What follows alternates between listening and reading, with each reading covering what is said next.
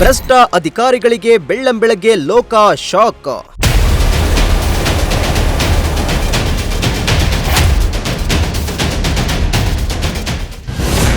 ತುಮಕೂರು, ಚಿತ್ರದುರ್ಗದಲ್ಲಿ ಏಕಕಾಲಕ್ಕೆ ಲೋಕ ರೇಡ್.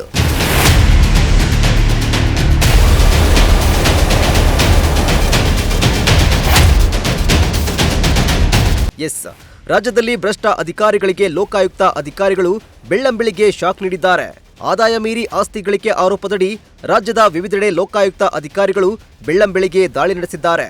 ಇತ್ತ ತುಮಕೂರು ಹಾಗೂ ಚಿತ್ರದುರ್ಗ ಜಿಲ್ಲೆಗಳಲ್ಲಿ ಏಕಕಾಲಕ್ಕೆ ಲೋಕಾಯುಕ್ತ ಅಧಿಕಾರಿಗಳು ದಿಢೀರ್ ದಾಳಿ ನಡೆಸಿದ್ದಾರೆ.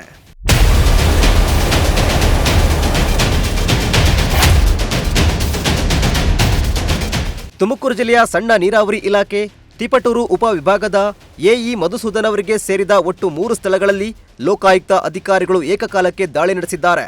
ತುಮಕೂರು ನಗರದ ಸಪ್ತಗಿರಿ ಬಡಾವಣೆಯಲ್ಲಿರುವ ಅವರ ನಿವಾಸ, ತಿಪಟೂರಿನ ಸಣ್ಣ ನೀರಾವರಿ ಇಲಾಖೆ ಕಚೇರಿ ಹಾಗೂ ಬೆಂಗಳೂರಿನಲ್ಲಿರುವ ಅವರ ಸಂಬಂಧಿಕರ ಮನೆಯಲ್ಲಿ ಶೋಧ ಕಾರ್ಯ ನಡೀತಾ ಇದೆ. ಅಕ್ರಮ ಹಣ ಹಾಗೂ ಆದಾಯ ಮೀರಿ ಆಸ್ತಿ ಗಳಿಕೆ ಆರೋಪದಡಿ ಲೋಕಾಯುಕ್ತಕ್ಕೆ ದೂರು ಬಂದ ಹಿನ್ನೆಲೆ ಇಂದು ಬೆಳಗ್ಗೆ ಸುಮಾರು 8 ಗಂಟೆಗೆ ಅಧಿಕಾರಿಗಳು ದಾಖಲೆಗಳ ಪರಿಶೀಲನೆ ನಡೆಸಿದ್ದಾರೆ.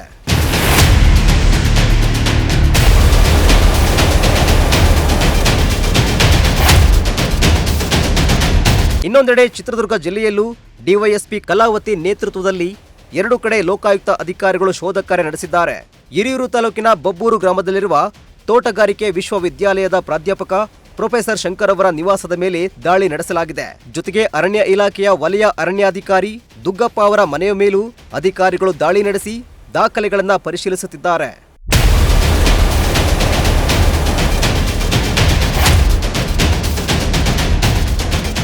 ಸದ್ಯ ತುಮಕೂರು ಹಾಗೂ ಚಿತ್ರದುರ್ಗ 2 ಜಿಲ್ಲೆಗಳಲ್ಲಿ ಲೋಕಾಯುಕ್ತ ಅಧಿಕಾರಿಗಳ ಶೋಧ ಕಾರ್ಯ ಮುಂದುವರೆದಿದ್ದು, ದಾಖಲೆಗಳ ಪರಿಶೀಲನೆ ಬಳಿಕ ಹೆಚ್ಚಿನ ಮಾಹಿತಿ ಹೊರಬೀಳುವ ಸಾಧ್ಯತೆ ಇದೆ.